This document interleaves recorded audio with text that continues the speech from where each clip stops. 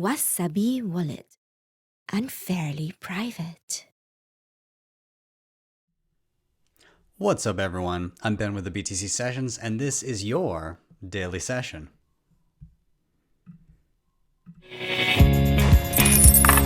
Hodl the Bitcoin. All right, before we dive in, of course, I want to give a shout out to sponsors of the show, LEDN.io. This is where you can use your Bitcoin for a few different things. They've got a Bitcoin savings account where you can earn interest on your Bitcoin. They've, of course, got Bitcoin backed loans. This is the first thing I ever used. And this is where you can use your Bitcoin as collateral to get a Canadian or US dollar loan. So in my instance, I was in a bit of a pinch. I really didn't want to sell my Bitcoin because I was worried I wouldn't be able to buy it back at the same price. So I parked it in a LEDN Bitcoin address. I was able to audit it 24/7. I got a loan within 24 hours. And as soon as I paid it back, I got back all of my original Bitcoin. And then finally, they've got their B2X offering. And this uses the same loan mechanism to buy more Bitcoin, effectively doubling your Bitcoin on the spot. So if you want to check them out, there's a link in the show notes down below. And if you use that link to get a Bitcoin back loan, they'll actually pitch you $50 worth of Bitcoin for free. And secondly, we've got NordVPN. I use this all the time on my computer and my phone. And what it does is it hides your IP address, it encrypts your browsing data, and it has a bunch of other added benefits like unlocking geo-blocked content. So you can leak a lot of data when it comes to using Bitcoin, of course, on the blockchain itself, but also in relation to your IP address, which can give away your exact geographic location, which is not ideal when you're transacting in Bitcoin. So I use NordVPN in concert with other privacy solutions to kind of help hide some of that data from prying eyes. So if you want to check them out, there's a link in the show notes. And there's a deal right now where you can get it for about $3.49 a month. And that covers a whole bunch of different devices that you can use it on. With that, let's dive into the news. So we are rolling up on the halving like nothing else. We are 6 days away. So in 6 days, we will see the block reward, the newly created Bitcoin that is rewarded to miners, be cut in half from 12.5 coins every 10 minutes to 6.25 coins every 10 minutes. And there's been a lot of interest. People are searching. This was shared by Hodlanaut here on Twitter earlier today, a few hours ago. And yeah, you can see on this chart here, Google searches for Bitcoin halving. And you can see that the previous one is completely dwarfed. It looks like it's maybe 10% of the search volume for the halving last time around. And we're not even there yet. We've still got a week. So I'm sure there's going to be a lot of more people searching. So it just kind of shows how much more shoved into the mainstream consciousness this has been in the past 4 years. So pretty incredible to see. Now, Marty Bent over at Tales from the Crypt wrote an excellent issue of the Bent today where he's reflecting on the bear market and kind of everything that's happened over the last 4 years, how much we've grown since the mania of 2017. And he gets some pretty good points here. It's humbling to look back and see how far things have come since 2017 and how much more deserving of the value that people have decided to place in Bitcoin it has become. And so some of the things that he touches on is, of course, Lightning Network and everything being built out there to allow for more transactional, instant transactions of small value for very, very cheap, as well as building cool applications on top of it, like messaging apps to displace things like WeChat and WhatsApp. He talks about the proliferation of nodes, which we'll be talking about in a bit, some updates there, but things like the Nodl, myNode, Raspberry Blitz, basically ways that you can set up a software stack and be completely self-sovereign when it comes to running the Bitcoin protocol and not having to rely on anybody else to provide you that information. He talks about privacy assurances and how Bitcoin, the base layer itself, is really not that private, but there's so many options starting to come out like Samurai and Join Market and Wasabi Wallet and PaytoEnd Point, things that obfuscate the transactions on the base layer to make it very, very difficult to understand who owns what, and those continue to be built out. He talks about BTC Pay Server that was non-existent before, and and this was basically created because of the shit sandwich that BitPay became, trying to hobble Bitcoin, but in doing so, it's kind of spelled its own obsolescence. And so Nicolas Dorier created BTC Pay Server, and now we have a decentralized open source alternative to accept payments in Bitcoin in a way that cannot be clamped down upon. We've also seen a ton of new on-ramps created, especially those ones that are Bitcoin only. We see satellite networks that are helping, and we're going to touch on that again in a moment, but we see satellite networks encircling the globe, allowing people to access the Bitcoin network without internet. And then also we have a lot of people that are just doing the right thing and helping out these open source developers and contributing to them so that they can focus where their focus needs to be, on building Bitcoin.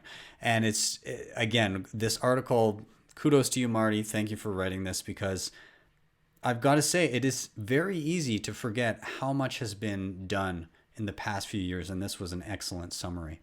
Now, moving on, and actually, I guess in the same vein, Bitcoin Developer Activity has hit a record high ahead of the halving. So Bitcoin Core, the main implementation of the Bitcoin software, had 510 commits in April alone. And this is far ahead of any other month in Bitcoin's existence. And so a commit is essentially when you upload code to the GitHub repository to submit an idea for the Bitcoin protocol. So again, the most commits in a single month, there are over 800 contributors to the Bitcoin protocol. So super impressive to see. Now there's some speculation as to why this is, and some people are saying, hey, maybe it's because during the coronavirus lockdown, programmers are lacking other distractions.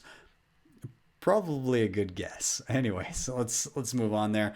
So it's a little bit, a couple weeks after the stimulus checks went out in the U.S. And stimulus checks, had they been spent on Bitcoin, are now up 35%. So when the stimulus checks were going out, we saw a lot of people announcing on Twitter and other places that they were either going to splurge their stimulus checks on guns, tigers, or that's relation to Tiger King on Netflix, or Bitcoin. And we even had Brian Armstrong from Coinbase, which, not a fan of Coinbase, but still fun to see this information. He showed basically a fourfold increase in the number of Bitcoin purchases on his exchange, worth exactly $1,200 at the same time as the stimulus check on the day they were handed out. Yeah, so obviously somebody was using their stimulus check to buy Bitcoin. So yeah, there's been a return of 35% since that point in time. The basic price on April 13th, when those went out, was $6,674. We're now around the $9,000 mark. And actually, somebody even created a Twitter account called $1,200 Stimulus is Now Worth. And all it does is tweet out prices and the amount of dollars that your stimulus check is now worth had you converted it to Bitcoin. It's only been around for, I don't know when. It says April, so we're only a few days into May. I'm not sure exactly when this was started, but it's hilarious. It's already got 4,000 followers. So yeah, I just find this super funny. Now, in Marty's article, he was talking about the Blockstream Satellite network, and this essentially gives people access to be able to download and sync a Bitcoin node with zero access to the internet. Well, they've upgraded their network to version 2. So this means that users can now synchronize a full Bitcoin node without an internet connection. Initially, you needed the initial synchronization to be done on via an actual internet connection, and then you would be able to kind of keep up with the satellite connection. No more, you don't need internet at all. And it's also, Blockstream is also launching specialized satellite receivers and dishes. So they're going to get satellite kits out. So the satellite project hopes to answer the question, what good is Bitcoin if the internet fails? Which is obviously quite good because it doesn't need it anymore. The startup uses teleports around the world to beam the Bitcoin blockchain data to 6 geostationary satellites around Earth. These satellites then broadcast the data to almost all populated regions on Earth. So pretty impressive there. Now, I'm super stoked to try out one of these. The way that it works, wrong page here. The way that it works is essentially you can get a basic kit or a satellite pro kit.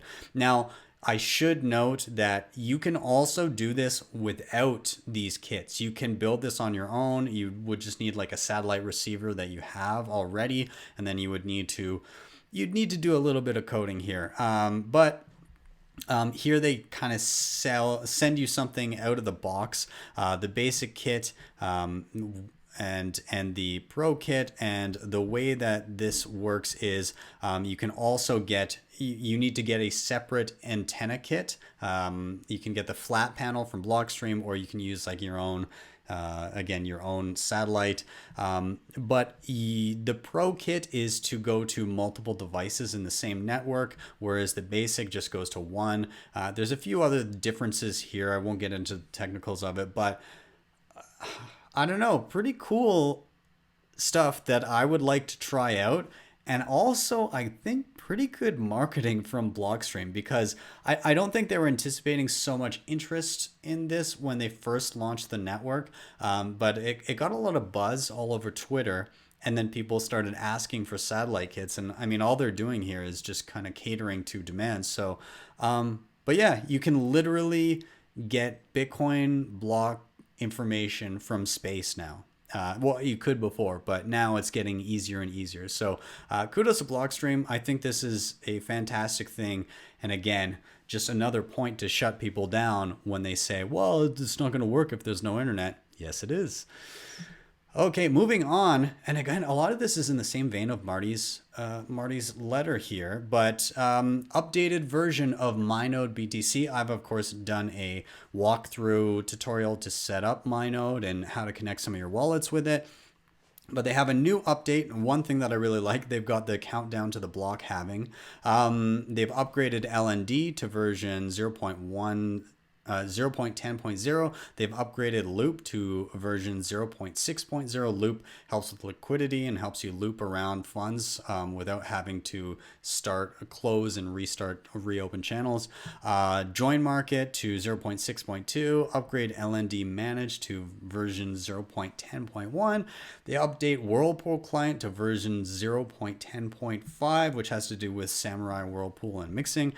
They added links between settings and status pages and some other minor bug fixes and improvements. So kudos to myNode BTC. Again, I can't say it enough, but these guys keep on iterating and adding more stuff every single week, and super impressive to see the pace at which they implement new features. And speaking of which, I saw this drop just yesterday, and this is a sneak peek of BTC Pay Server and Blue Wallet doing PaytoEnd Point, which is another privacy-enhancing version of CoinJoin that is indecipherable from a regular transaction. So you can now use PaytoEnd Point, or you will be able to use PaytoEnd Point from Blue Wallet to BTC Pay or any other Pay-to-End Point enabled wallet. And what this does is when you go to spend money at a BTC Pay related merchant using your Blue Wallet, what it will do is it will send the initial transaction. Then BTC Pay takes that transaction and adds money to it so that nobody on the outside looking in knows how much was initially contributed by the merchant versus the person buying the goods. After that, all those funds are mixed together, and then each of you take what you need. You take your change, and the merchant takes their change, also your payment, and so you never actually see the real payment amount anywhere in there. So really, really cool to see, and keep iterating on this. This is super awesome. Kudos to BTC Pay and Blue Wallet on this. And then I wanted to bring up this BTSE Academy article that one of our writers did for us just recently. I found this super interesting because it was stuff that I'm just not really all that familiar. So Bitcoin futures, essentially you can bet on the future price of where Bitcoin will be. and you essentially are saying you will buy it at that price or you will sell it at that price in the future. And so what this article does is it takes a look at the futures basis and what it tells you. And the basis is the difference between the current price and what the projected price on these futures markets is in aggregate. And so you can be in contango or you can be in backwardation depending on whether you're above or below the current price in the futures markets. And it also talks about how this relates to miners, how they can kind of hedge any downside risk that they may have or take advantage of a much higher futures price to lock in those gains at the current time. And it also just kind of shows how it can impact the price and when it could signal a reversal, either in the short term or the long term. So very interesting information here, and it goes through some historical examples to reiterate some of that. So I will link to that down below. Hopefully you find it interesting and useful. But yeah, that's about that. Guys, I'm going to wrap up here. Thank you so much for watching and or listening. If you're here on YouTube, of course, hit like, subscribe, and share. But also, if you're on YouTube, be sure to check out the other video related platforms that I'm on, because I can't necessarily trust YouTube to always get my stuff out there. So I'm on my Facebook page. I live stream to Twitter via Periscope. I'm also on DLive. I do upload to Library, and I'm on Twitch as well. So you can check me out there. Also, if you're more into audio only, you can check out Google Podcasts, Apple Podcasts, Spotify, pretty much anywhere that you like. There's links for that down below on Anchor. And other than that, if you want to help with the show, you can hit up the sponsors I mentioned. LEDN has killer deals for you. There's also NordVPN to help with your privacy, and Wasabi Wallet to further help with your privacy. And if you really like what you saw, you can always drop me a Lightning Network tip at my tippin.me page. That's tippin.me/@BTC Sessions. And with that, I am out. Have yourselves a wonderful rest of the day, and I'll see you guys next time for your daily session.